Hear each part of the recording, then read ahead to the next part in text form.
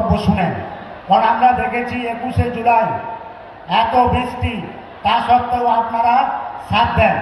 তাই সভাটা আরো ভালো হবে, আপনারা এইদিকে না দাঁড়িয়ে থেকে সামনে চলে যান। আর 10 মিনিটের মধ্যে মাটি, যে মাটিতে মহাত্মা গান্ধী এসেছিলেন, কিছুটা দূরেই আমাদের গান্ধী আশ্রম।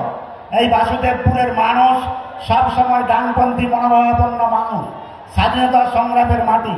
সেই স্বাধীনতা সংগ্রামের মাটি এবং সুতাহাটার জনগণ, সুতাহাটার সুদী নাগরিক আজকের দিনে শপথ নেবে যে আগামী দিনে, আগামী 25 তারিখ যে মমতা বন্দ্যোপাধ্যায়ের স্নেহধন্য প্রার্থী এবং আমাদের তরুণ তুর্কি লড়াকু প্রার্থী দেবাংশু ভট্টাচার্যকে আপনারা দুহাত ভরে আশীর্বাদ করবেন। তবেই আজকের মমতা বন্দ্যোপাধ্যায়ের এইখানে সভা করাটাই সার্থক হবে। আমরা খুব ব্যথিত, দুঃখিত। মমতা বন্দ্যোপাধ্যায় এইখানে নেমেই র্যালি করে এসডি অফিসে নমিনেশন করেছিলেন। সেদিনে এই হলদিয়ার মানুষ, নন্দীগ্রামের মানুষ মমতা বন্দ্যোপাধ্যায়কে আশীর্বাদ করেননি। মমতা বন্দ্যোপাধ্যায় কিন্তু নন্দীগ্রাম হলদিয়ার মানুষের প্রতি যে সহানুভূতিশীল, যে সহনশীলতা তিনি দেখিয়েছেন, তিনি কোনোদিন নন্দীগ্রাম হলদিয়াকে ভুলেননি। তাই তিনি পুনরায় হলদিয়াতে এসছেন। আমি আশা করব হলদিয়ার মানুষ, নন্দীগ্রামের মানুষ যে ভুলটা 21 সালে করেছিল, নিশ্চিতভাবে 24 সালে সেই ভুলটা আপনারা করবেন না। আপনারা দিদিকে দুহাত ভরে আশীর্বাদ করবেন, সুস্থ থাকবেন, ভালো থাকবেন।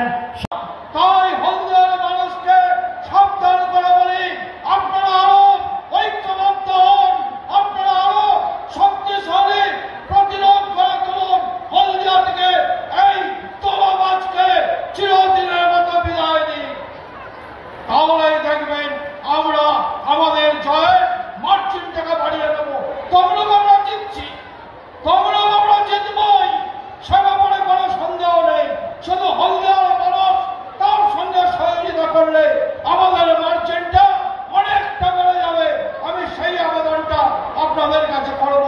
আসুন আমরা ওই গদ্দারের বিরুদ্ধে সংগ্রাম ঘোষণা করি, শপথ নিই।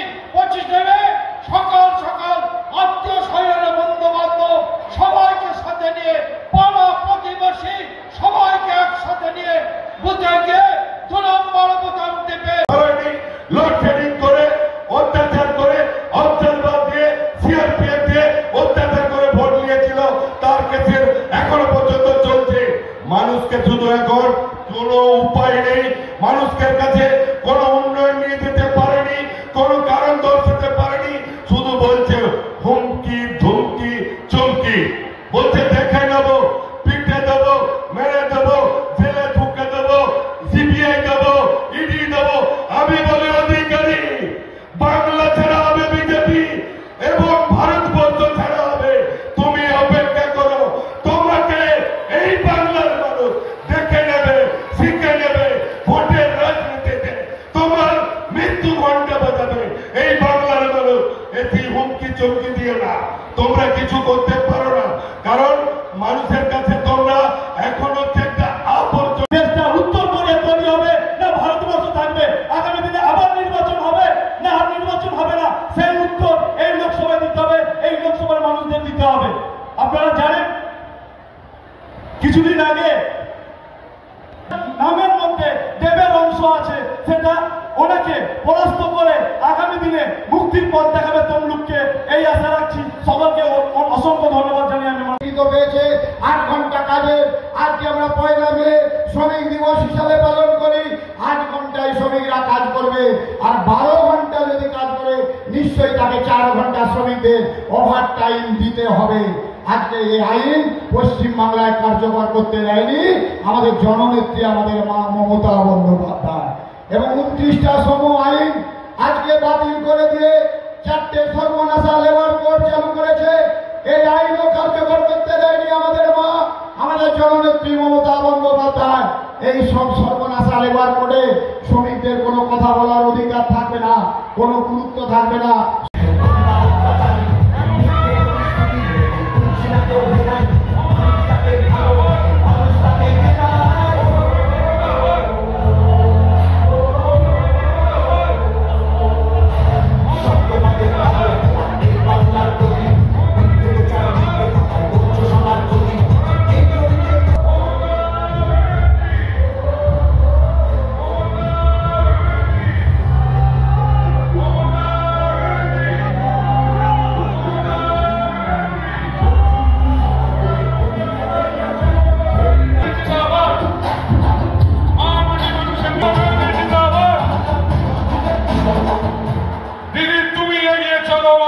তোমার সাথে আছি। দিদি তুমি এগিয়ে চলো, আমরা তোমার সাথে আছি। দিদি hello hello hello hello hello hello hello hello আমাদের সকলের প্রিয় নেত্রী, যার জন্য আপনারা বন্দ্যোপাধ্যায় এখানে এসে উপস্থিত, ভাই দেবাংশু ভট্টাচার্যকে আমি বক্তব্য রাখার জন্য অনুরোধ করছি। চিত্তরঞ্জন মাইতি, অসিত ব্যানার্জি, বিপ্লব রায়চৌধুরী, সুকুমার দেব, তিলক কুমার চক্রবর্তী এবং অনেক পরিবার নির্যাতিত হয়েছিল। খেজুরি সহ আমি সবাইকে অনেক অনেক শ্রদ্ধা জানাচ্ছি। আজকে যাদের মনে নেই তাদের মনে করিয়ে দিই। এই তমলুক আমরা একবার মিটিং করতে এসেছিলাম সিপিএম এর সময়ে, যেখানে দেখেছিলাম আমাদের মাইক পর্যন্ত দেওয়া হয়নি, স্টেজ পর্যন্ত করতে অ্যালাউ করা হয়নি। এতটাই ডেঞ্জারাস ছিল সিপিএম এর হারমাতদের আমলে। এখন সেটা বিজেপিদের হারমাত হয়ে গেছে। এই অবস্থায় দাঁড়িয়ে আপনাদের বলি, গ্যাস দিয়েছে বিনা পয়সায়, তারা যে মিথ্যে কথা বলছে, এর উত্তরটা কি হবে? এর উত্তরটা কি হবে? তার মানে গ্যারেন্টি বাবু, 420 গ্যারেন্টি, গ্যাস বেরোবে থেকেও বড় গ্যাস বেরোবে, নো গ্যারেন্টি। 70 বছর বয়সের পর চিকিৎসা করে দেবো।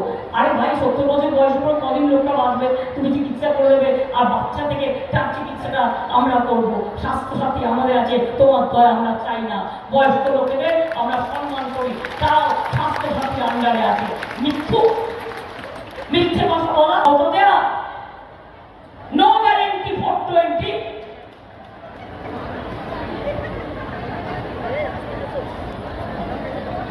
হাজার টাকা গ্যাসের দাম। আবার জিতলে, যদি জিতবে এবারে নিশ্চিন্তে থাকো, যদি জিতে যায় ওটা হয়ে যাবে 2000 টাকা। অর্থাৎ লাল আলো জ্বালিয়ে ঘুরবে, ভাষণ দেবে।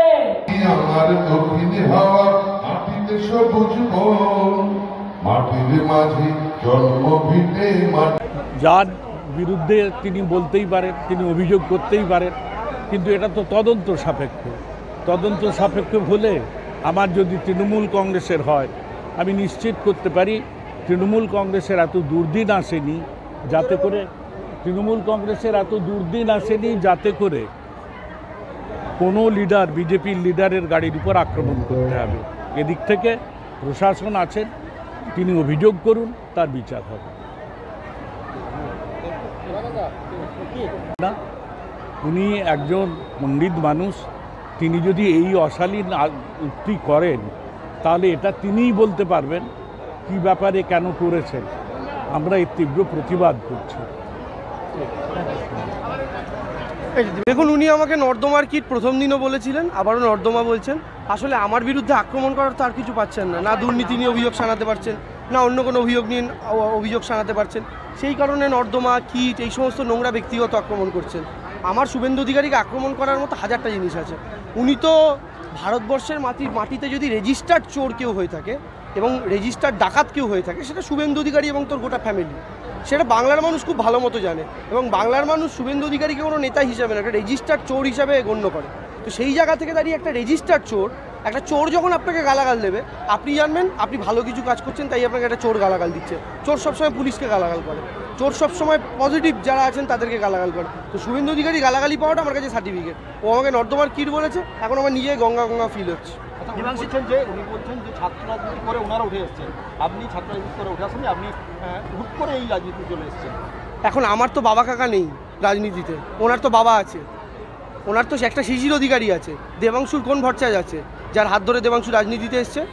তো ফলে আমি যদি বলি উনি রাজনীতিতে এসেছেন ওনার বাবাকে কাজে লাগিয়ে, ওনার বাবার রাজনৈতিক প্রতিপত্তিকে কাজে লাগিয়ে, আমার ক্ষেত্রে বলতে পারবেন আমি কাকে কাজে লাগিয়ে রাজনীতির ময়দানে এসেছি। ফলে স্বাভাবিকভাবেই অভিযোগ করতে হয়, তাই অভিযোগ করছেন।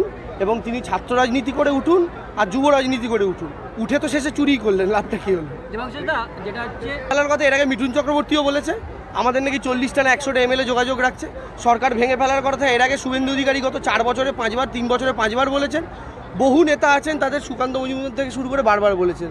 দেখুন আমি একটা কথা বলি, স্বপ্নে কেউ যদি পোলাও বানান তাতে যত খুশি ঘি ঢালতে পারেন, কোনো অসুবিধা নেই। তারা ইতিমধ্যে 25টি আসন হয় না, যদি কোনো সমীক্ষা হয়ে থাকে সেটা বিজেপি আইটি সেলের সমীক্ষা।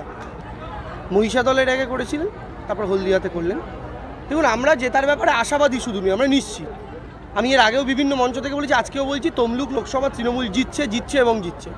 ব্যবধানটা আমরা আপনাকে শেষ দিন বলবো, ভোটের দিন, যে ব্যবধান কত হবে, কিন্তু আমরা জিতছি, এটা রেকর্ড করে রাখুন, আজকের দিনের তারিখ দিয়ে নোটপ্যাডে লিখে রাখুন। এবং শুভেন্দু অধিকারীকেও বলবেন যে আপনি যাকে নর্দমা বলছেন সে আপনাকে চ্যালেঞ্জ করেছে, পারলে তমলুক সিটটা বার করে দেখান। পরিবার থেকে যারা সংস্কার পাননি এবং সত্যিকারের নর্দমা কারা, এই ধরনের বক্তব্য থেকে বোঝা যায়। আরে স্টিং অপারেশনে বিজেপির মণ্ডল সভাপতি 2000-এর কথা বলেছেন, আমরা বলিনি। উনি মমতা বন্দ্যোপাধ্যায়কে ব্যক্তিগত আক্রমণ করছেন। আমি ভগবানের কাছে প্রার্থনা করি অভিজিৎ গঙ্গোপাধ্যায়ের পর মানুষের দুয়ারে গেলে কেউ যেন তাকে ঝাঁটা জুতো নিয়ে তাড়া না করেন। রাজ্যের মুখ্যমন্ত্রীকে বলছেন তো, ফলে এটা সব মহিলারা মেনে নেবেন না। ঠিক আছে, thank you. Smart news Bangla, smart news Bangla.